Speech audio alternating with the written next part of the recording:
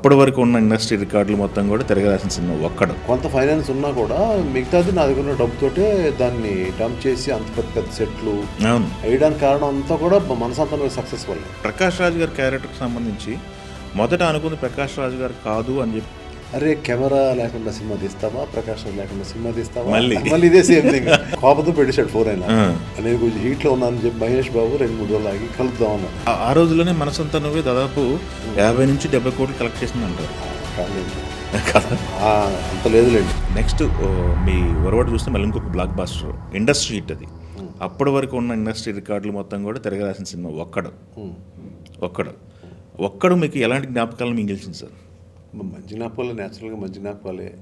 ఇంకా దాని వెనకాతల పడ్డ టెన్షన్లు, దాని వెనకాతల పడ్డ ఫైనాన్షియల్ టెన్షన్ ఎప్పుడు లేదు. అంటే హైయెస్ట్ బడ్జెట్ అన్నారు కదా, అంటే నాకు హైయెస్ట్ బడ్జెట్ అయినా కూడా నాకు మనసంతా నువ్వే అనే సినిమా సడన్గా పడింది మధ్యలో. అవును, అది ఒక దాంట్లో ఎప్పుడైతే నేను స్ట్రాంగ్ అయిపోయానో ఫైనాన్షియల్గా, వెరీ స్ట్రాంగ్. సో ఆ డబ్బంతా డైవర్షన్ అనేది పెద్ద ఫైనాన్స్ మీద డిపెండ్ అవ్వకుండా ఒక్కడు అనేది ఫైనాన్స్ మీద డిపెండ్ అయ్యే సినిమా కాదు.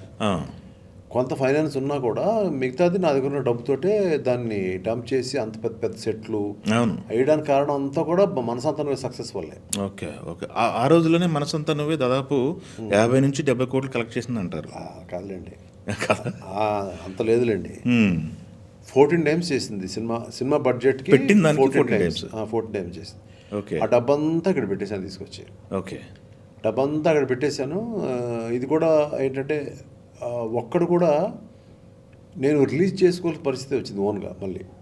ఎందుకంటే దానికి అయిన కాస్టింగ్ కానీ అట్లా కానీ అప్పటికి ఏంటంటే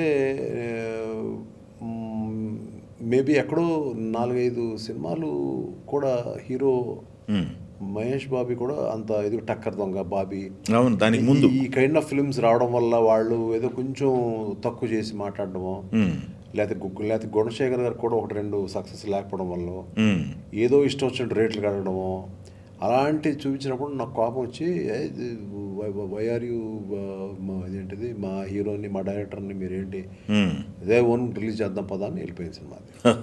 ఓకే, ట్రాన్స్పరెంట్గా ఉంటాయి సార్ కలెక్షన్స్? ట్రాన్స్పరెంట్గా ఇచ్చేవాళ్ళ నిర్మాత దాకా వచ్చి చేరుకున్నాయి? నిర్మాత దాకా చేరుకున్నాయి. I had the best distributors lineup. Okay, అన్ని ఫిల్మ్స్ వాళ్ళు చేసేవాళ్ళు. ఓకే, వెరీ ట్రాన్స్పరెంట్గా ఉండేది సార్. ఓకే, ఒక్కడ సినిమాకి సంబంధించి క్రియేటివ్ డిస్కషన్స్ ఎక్కువ జరిగాయి మీకు గుణశేఖర్ గారి మధ్య? ఏం లేదండి, ఫస్ట్ షూటింగ్ స్టార్ట్ అయ్యే వరకే. షూటింగ్ స్టార్ట్ అయిన తర్వాత నేను ఐ నాట్ గాట్ ఇన్వాల్వ్ అయ్యారు కదా. ఓకే, ఎందుకంటే మీరు కూడా లాస్ట్ ఫేజ్లో రష్ మొత్తం చూసిన తర్వాత జరిగిన ఎడిట్ చేంజెస్ ఒకటి నేను గట్టిగా ఇన్వాల్వ్ అయ్యాను స్క్రీన్ ప్లే విషయంలో. దాని తర్వాత ఏదో మధ్యలో గ్యాప్స్ ఫిలప్స్ ఇటువంటి ఇంకా షూట్స్ ఉన్నాయి ఇంకా అప్పటికి. వాటి తాలూకు చేంజెస్ అవన్నీ కూడా కొంచెం గట్టిగా ఇన్వాల్వ్ అయ్యాను. ఓకే, తప్ప షూట్ దగ్గర నేను అసలు ఇన్వాల్వ్ కాల. ప్లస్ ఎప్పుడు ఎడిటింగ్ రూమ్లో ఆయన కూర్చుని ఉండగా నేను ఎప్పుడు ఎంటర్ అవ్వాలా. ఏ సినిమాను ఎడిటింగ్ నేనే చేసుకుంటాను, దగ్గరుంటా. ఏదైనా నేనే విల్ బీ ద మోర్ అథారిటివ్. ఆ ఫిలిం వరకు నేను ఎడిట్ చేసిన తర్వాత ఆయన లోపలికి వచ్చి చూడండి సార్ అనేవాడు. చూసిన తర్వాత నాకు అనిపించిన ల్యాగ్లు, నాకు ఏదైనా ఇది ఈవెన్ రీ రికార్డింగ్ పట్టిన తర్వాత కూడా ఇంకా ల్యాగ్ ఫీల్ ఉంటుందా, ఇటువంటి ఏదైనా ఉంటే నేను ఓపెన్గా చెప్పేసేవాడిని. ఓకే, ఆయనకి నా మీద విపరీతమైన నమ్మకం. ఓకే, అంటే చాలా నమ్మకం నా మీద. అంటే ఈయన కరెక్ట్గా చెప్తాడు. అంటే ఈయన ఏదో ఇదేంటిది ఇట్స్ ఆల్సో మై మనీ అనే ఉద్దేశం కాదండి. Use to see me as a technician also. ఇతనికి మంచి నాలెడ్జ్ ఉంది ఈయనకి. చేత ఏదైనా చెప్తే కూడా ఒక డిస్కషన్ చక్కగా ఫ్రూట్ఫుల్గా జరిగేది.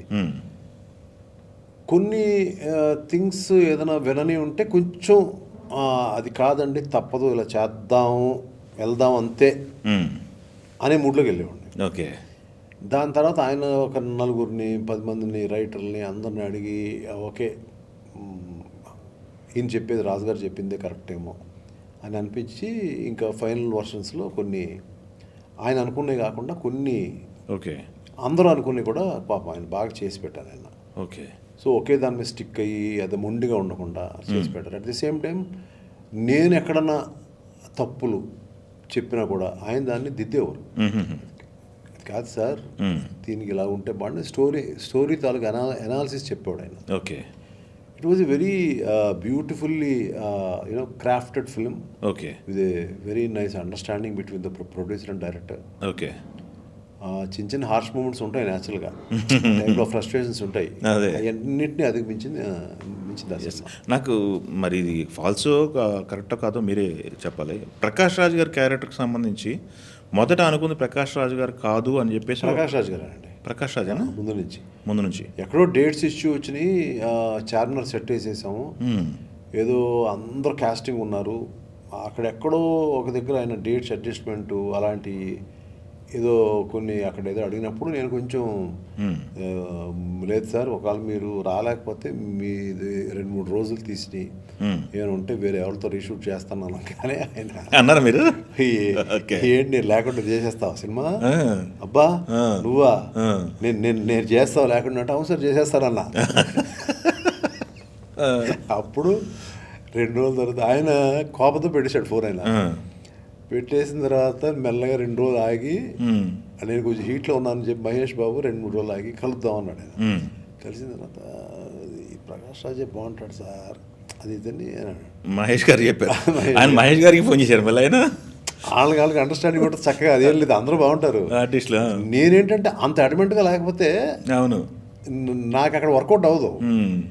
లేదంటే సినిమా ఏ స్టేజ్కి వెళ్ళిపోద్ది, ఎప్పుడు రిలీజ్ అవుతుంది ఎవరికి తెలియదు కదా. అంతే. I was very strong. అవును. So the strength of a producer అంటారు కదా. అవును. అది ఓకే. అప్పుడు మహేష్ నేను ఆ డేట్లు ఇస్తేనే నేను చేస్తాను మహేష్, అది మాత్రం మొత్తానికి ఏదో ఒప్పించాడు, చేశాడు, వచ్చాడు, డేట్లు చేశాడు. ఇంకా అక్కడి నుంచి షూటింగ్ స్పాట్లో నేను ఉంటే ఎక్కడన్నా నేను లేకుండా చేసేద్దాం, ఈ కెమెరా లేకుండా సినిమా చేసేస్తారా, ప్రకాష్ రాజ్ లేకుండా ఒక్కటి సినిమా చేసేస్తావా,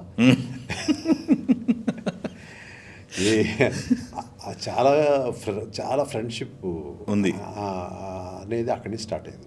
ఓకే.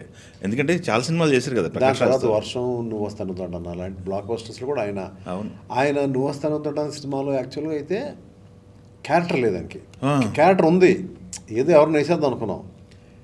మళ్ళీ ఇదే మాట మా స్ట్రైట్గా మా ఇంటికి వచ్చేసారు ఆయన, ప్రకాష్ రాజ్ గారు. ఏంటమ్మా నాది ఏంటి రోలు, రాజు గారు నాది ఏంటి రోలు ఉంటుంది, ఏమో సార్ ఇందులో కనిపించట్లేదు.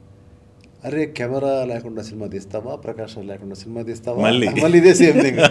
అప్పుడు చచ్చినట్టు ఒక రోల్ హీరో ఫాదర్ క్యారెక్టర్ నీ జాతకం మోల్డ్ చేసి దాన్ని బాగా స్ట్రాంగ్ చేసి దాన్ని మంచి మంచి వర్డింగ్స్ డైలాగ్స్ అన్నీ పెట్టి కూర్చుని అందరితో డిస్కస్ చేసి అప్పుడు ఆయన లోపల ఒక్కడికి దీనికి తేడా ఏంటంటే, ఒకరోజు ఆయన వెళ్ళిపోవాలి ఫ్లైట్కి, ఆ రోజు గబా తీస్తున్నాం ఆయన వెళ్ళిపోవాలని పిలిచి, ఎందుకమ్మా అంత ఫాస్ట్గా తీస్తున్నారు, నీ ప్రాబ్లం ఏంటి, మరి రేపు లేరు కదా మీరు, రేపు లేకపోతే ఎల్లుండి వస్తాను కదా, ఆ సీన్ అయిపోవాలి కదా, నీకు ఎందుకమ్మా ఇదే టైం కదా, ఇదే టైం ఇదే లైట్లో తీయాలి, అంటే మేము 4 to 6 తీస్తున్నాం ఆ సీన్. ఓకే. ఇదే లైట్ కదా, నేను వస్తాను, టికెట్ కూడా నువ్వు తీయద్దు, నేను తీసుకుంటా, అవి వద్దులేండి టికెట్ అయ్యి ఎల్లుండ. మళ్ళీ అదే టైంకి ఆయన అదే టైంకి 3ంటికి ల్యాండ్ అయిపోయాడు, స్పాట్కి వచ్చేసాడు, టాటా చేశాడు. కరెక్ట్ ఆ 4 to 6లో మళ్ళీ ఆ సీన్ బ్యాలెన్స్ ఫినిష్ చేసాం. అంత డెడికేషను ఊరికే ఎవరు కూడా. ఆయనకి ఆ క్యారెక్టర్ నచ్చింది, నాకు ఇబ్బంది పెట్టకూడదు అనుకున్నారు ఆయన, నా చేశారు. తెలుగు